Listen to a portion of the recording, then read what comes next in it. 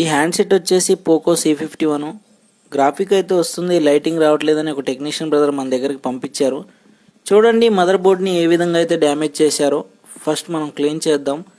తర్వాత మల్టీమీటర్తో చెక్ చేశాను, రీడింగ్ అయితే వస్తుంది, ఎటువంటి షార్టేజ్ అయితే కనిపించట్లేదు. Technician brother already coil, capacitor, diode change చేశారని చెప్పారు.